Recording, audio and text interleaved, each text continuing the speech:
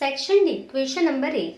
For two related variables x and y, summation of x minus x bar whole square is equals to 80. Summation of x minus x bar into y minus y bar is equals to 60. X bar is equals to 8. Y bar is equals to 10. Obtain the regression line of y on x. ठीक है, ये बहुत ही easy है. हमें जो भी data दिया है वो लिख लेंगे एंड शुरू करेंगे क्वेश्चन नंबर 8. सो यहाँ पे जो भी डेटा दिया था वो मैंने लिख लिया है. अभी आप देखेंगे यहाँ पे x minus x bar y minus y bar and उसका स्क्वायर दे दिया है. तो हमें रिग्रेशन लाइन फाइंड करनी है, तो उसके लिए b का फॉर्मूला आपको पता चल गया होगा. फर्स्ट फॉर्मूला यूज होगा. ठीक है, so b is equals to submission of x minus x bar into y minus y bar divided by submission of x minus x bar whole square. ठीक है, चलिए. सो b is equals to summation of x minus x bar into y minus y bar is 60 divided by x minus x bar whole square is 80. तो सिर्फ हमें divide करना है 60 divide by 80. Answer is 0.75. So b की value यहाँ पे मिल गई है. सेकेंड स्टेप में हमें a फाइंड करना है. So a is equals to, यहीं पे मैं फाइंड कर लूंगी साइड पे. a is equals to y bar minus B X bar. चलिए, सो वाई बार जो है हमें दे दिया है यहाँ पे 10. बी हमने फाइंड किया था 0.75. एक्स बार जो है यहाँ पे दे दिया है 8. सॉल्व कर लेंगे इसको. 0.75 into 8 answer is 6. 10 minus 6 answer is 4. चलिए, सो बी एंड ए की वैल्यू मिल गई है तो रिग्रेशन लाइन आपको मिल जाएगी. सो आंसर लिख लेंगे. Therefore the regression line of y on x is y cap is equals to a plus b x. ये हमारी रिग्रेशन लाइन है. सो a हमने फाइंड किया है 4 प्लस b हमने फाइंड किया है 0.75x. सो ये हमें मिल गई है रिग्रेशन लाइन. सो ये आपका आंसर कंप्लीट हो गया है क्वेश्चन नंबर 8 का. ठीक है, चलिए अभी हम नेक्स्ट क्वेश्चन पे जाएंगे. Question number 9. If x bar is equals to 30, y bar is equals to 50, r is equals to 0.8 and the standard deviation of x and y are 2 and 5 respectively. Obtain the regression line of y on x. So यहाँ पे हमें x bar y bar दे दिया है, r दे दिया है. r दिया है तो शॉर्ट क्वेश्चन का फॉर्मूला यूज होगा b is equals to r into s of y divide by s of x. यही फॉर्मूला यूज होगा, कोई और फॉर्मूला यहाँ पे नहीं है. ठीक है, चलिए. सो जो डेटा दिया है वो लिख लेंगे एंड शुरू करेंगे क्वेश्चन नंबर 9. सो यहाँ पे मैंने डेटा लिख लिया है जो भी दिया था. स्टैंडर्ड डेविएशन ऑफ x मतलब s of x and standard deviation of y मतलब s ऑफ y. ठीक है, ये मैं बार बार रिपीट करती रहती हूँ ताकि आप कभी भी भूल ना जाए इसको.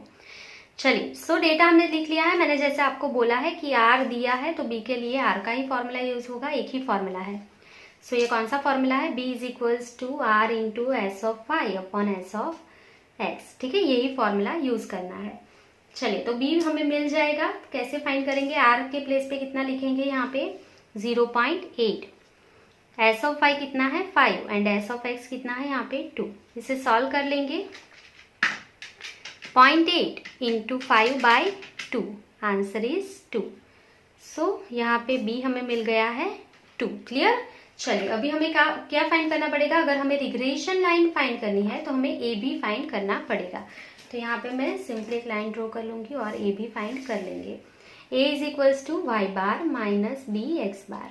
चलिए, सो वाई बार हमें दे दिया है 50, बी हमने फाइंड किया है 2, एक्स बार दे दिया है 30. सॉल्व कर लेंगे. 50 माइनस 2 इंटू 30 आंसर क्या आएगा? 60. 50 में से 60 माइनस करेंगे तो आंसर इज माइनस 10. ठीक है, सो बी भी मिल गया है. सो अभी हम रिग्रेशन लाइन फाइंड कर सकते हैं. तो यहाँ पे लिख लेंगे देयरफॉर द रिग्रेशन लाइन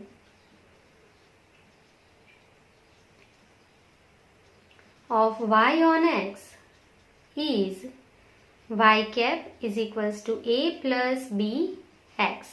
ठीक है, ये हम फाइंड कर लेंगे. चलिए, सो a के प्लेस पे क्या लिखेंगे? -10 प्लस b कितना है? 2 इंटू एक्स. ये हमारी रिग्रेशन लाइन मिल गई है y कैप. क्लियर? चलिए, सो इतना करने से आपका क्वेश्चन नंबर 9 कंप्लीट हो गया है. अगर आपको फाइनल आंसर लिखना है तो आप लिख सकते हैं. So therefore the regression line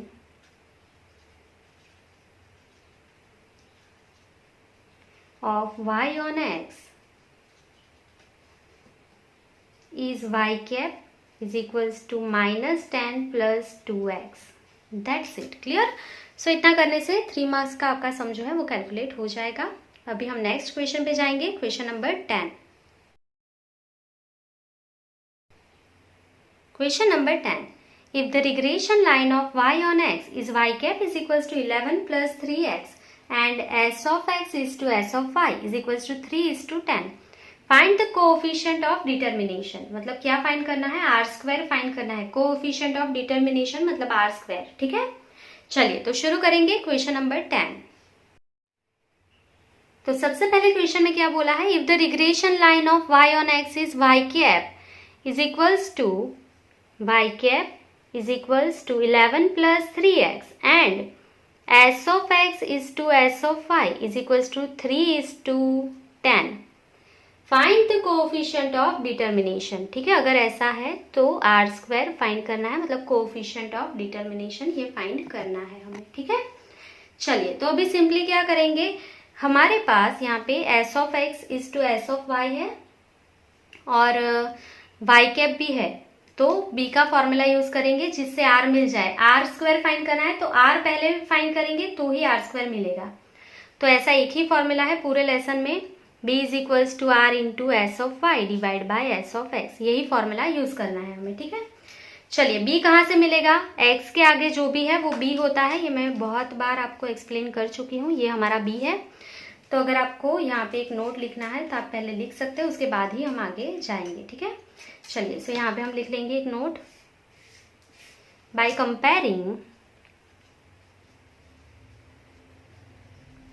y cap is equals to 11 plus 3x with y cap is equals to a plus bx, we get b is equals to 3. ठीक है, b के प्लेस पे हमें क्या मिल जाएगा? 3 मिल जाएगा. ठीक है, चलिए सो यहाँ पे मैं लिख रही हूँ therefore 3 is equals to r हमें फाइंड करना है into s of y divide by s of x. यहाँ पे देखिए पहले s of x दिया है. ठीक है, s of x divide by s of y is equals to 3 divide by 10 ये दे दिया है. ठीक है, अभी आपको तो क्या चाहिए? s of y divide by s of x चाहिए. तो अभी इसको ऑपोजिट कर देंगे तो s of y upon s of x, तो ये भी ऑपोजिट हो जाएगा 10 बाई 3.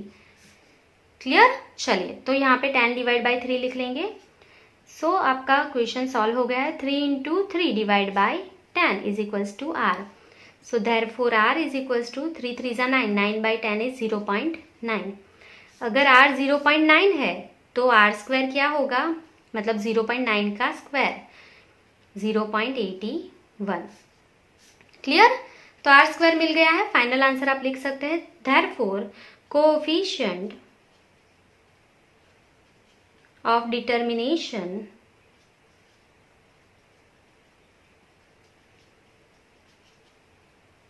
इज 0.81. क्लियर? चलिए सो यहाँ पे हमारा क्वेश्चन नंबर 10 कंप्लीट हो गया है. अभी हम नेक्स्ट क्वेश्चन पे जाएंगे. Question number 11. In usual notation n is equals to 7, submission of u is equals to 2, submission of v is equals to 25, submission of u square is equals to 160 and submission of uv is equals to 409. Obtain the regression coefficient of a regression line of y on x and interpret it. सो यहाँ पे question में आपको पूरा u and v का data दिया है, तो आप समझ ही गए होंगे कि uv वाला फॉर्मूला यूज करना है. और आपको क्या बोला है कि obtain the regression coefficient find करना है, मतलब b फाइंड करना है और उसका इंटरप्रिटेशन करना है आपको. ठीक है, चलिए सो जो डेटा दिया है वो लिख लेंगे एंड शुरू करेंगे क्वेश्चन नंबर 11. सो यहाँ पे जो भी डेटा दिया था वो मैंने लिख लिया है.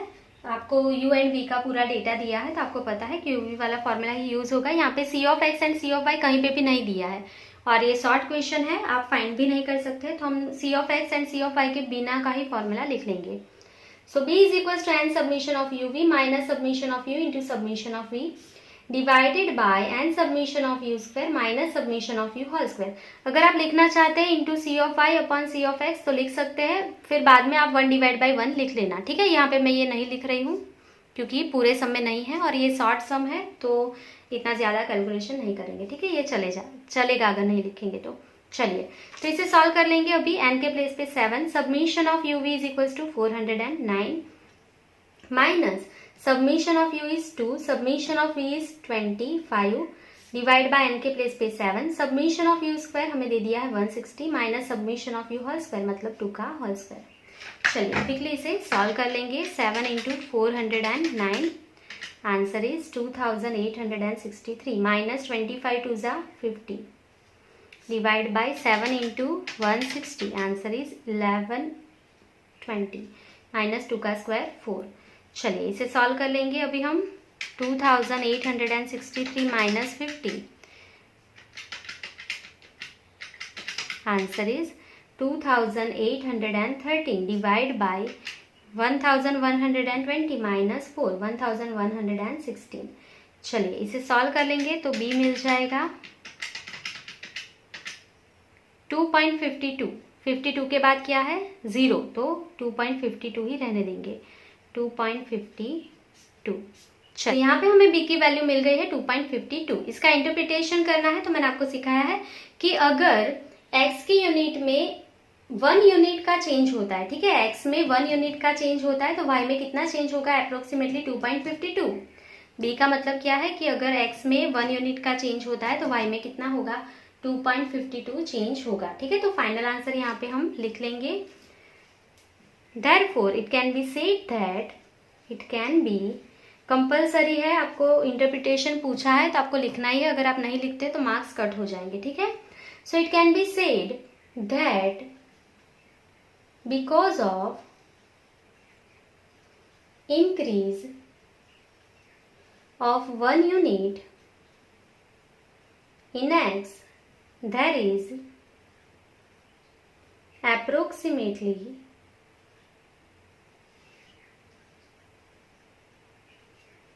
2.52 units increase in y, ठीक है। y में कितना इंक्रीज होगा 2.52 यूनिट्स का इंक्रीज होगा। अगर x में 1 यूनिट का इंक्रीज होगा तो y में 2.52 यूनिट का इंक्रीज होगा, ठीक है। चलिए सो यहाँ पे आपका क्वेश्चन नंबर 11 कंप्लीट हो गया है। अभी हम नेक्स्ट क्वेश्चन पे जाएंगे, क्वेश्चन नंबर 12।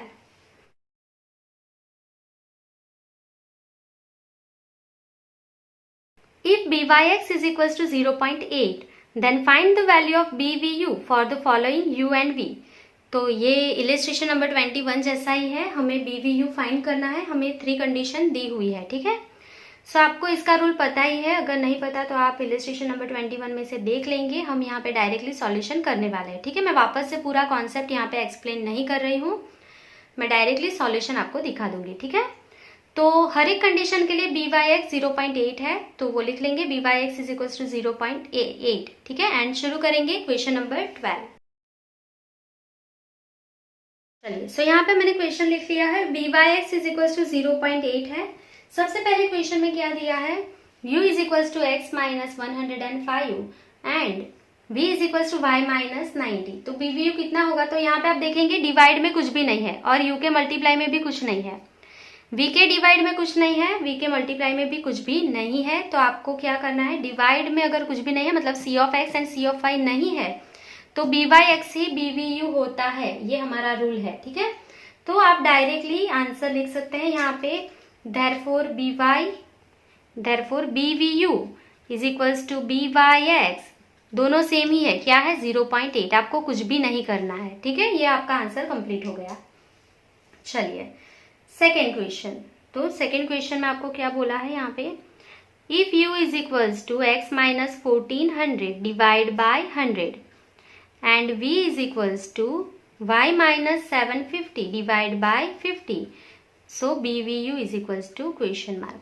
तो यहाँ पे आप देख सकते हैं u के डिवाइड में भी है, v के डिवाइड में भी है, मतलब c of x and c of y है। तो यहाँ पे हम लिख लेंगे c of y is equals to 100, जो डिवाइड में है, सॉरी ये c ऑफ x है, c of x is equals to 100 and c of y is equals to 50, divide में जो है ये c ऑफ y के है, c ऑफ y कहलाएगा, ठीक है। v के डिवाइड में जो है वो c ऑफ y, u के डिवाइड में जो है वो c ऑफ x। तो अभी आपको फॉर्मूला पता है, therefore byx is equals to bvu into c of y upon c of x, ये हमारा फॉर्मूला है। So therefore b Y x कितना है, हर एक सम में बी वाई एक्स कॉमन है 0.8 is equals to B we you into C of I कितना है 50 डिवाइड बाई 100। सॉल्व कर लेंगे इसे, 0.8 into 100 divide by 50 is equals to B we you.